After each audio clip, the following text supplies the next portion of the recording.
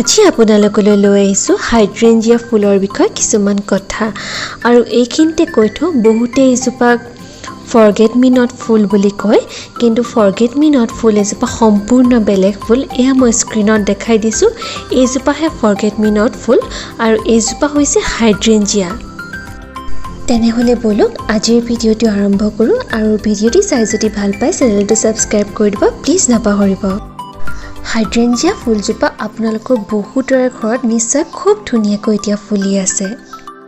সাধাৰণতে আমি এই ফুলপাহ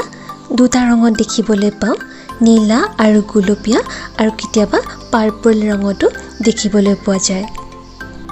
আৰু এই আটাইকেইটা ৰঙতে এই ফুলপাহ খুব মৰম লাগে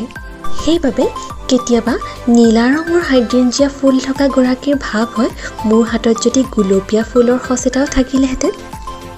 কিন্তু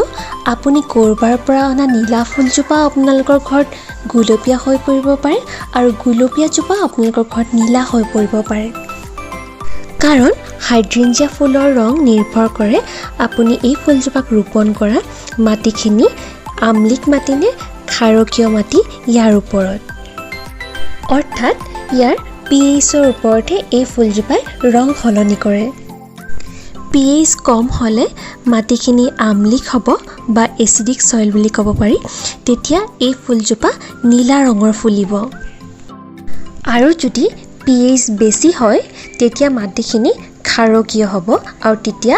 হাইড্ৰেঞ্জিয়া ফুলজোপা গুলপীয়া ৰঙৰ ফুলিব আৰু যদি pH নিউট্ৰেল হয় তেতিয়া পাৰ্পল ৰঙৰ ফুল ফুলিব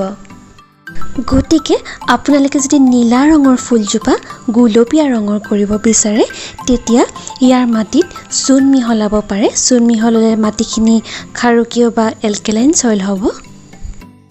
আৰু যদি গুলপীয়া ফুলজোপাৰ পৰা নীলা ফুল পাব বিচাৰে তেতিয়া আপোনালোকে মাটিখিনি আমলিক বা এচিডিক কৰি ল'ব লাগিব নীলা ফুল পাবলৈ অৰ্থাৎ মাটিখিনি এচিডিক কৰি তুলিবলৈ আপোনালোকে পানীত ভিনিগাৰ মিহলাই মাটিখিনিত প্ৰয়োগ কৰিব পাৰে ব্যৱহাৰ কৰা চাহপাত দিব পাৰে নেমুৰ ৰস পানীত মিহলাইও প্ৰয়োগ কৰিব পাৰে তেতিয়া মাটিখিনি লাহে লাহে এচিডিক হ'ব আৰু নীলা ফুল ফুলিব গতিকে আপোনালোকে এতিয়া নিশ্চয় গম পালে হাইড্ৰেঞ্জিয়া ফুলৰ ৰং কেনেকৈ সলনি হয় আৰু কিয় সলনি হয় আৰু কেনেকৈ সহজতে উপলব্ধ কিছুমান সামগ্ৰী ব্যৱহাৰ কৰি আমি হাইড্ৰেঞ্জিয়া ফুলৰ ৰং সলনি কৰি ল'ব পাৰোঁ সেই বিষয়ে আমি জানিলোঁ গতিকে আজিলৈ সামৰো ভিডিঅ'টি চাই যদি কিবা উপকৃত হ'লো বুলি ভাবিছে তেন্তে নিশ্চয় চেনেলটো ছাবস্ক্ৰাইব কৰি দিব প্লিজ নাপাহৰিব ধন্যবাদ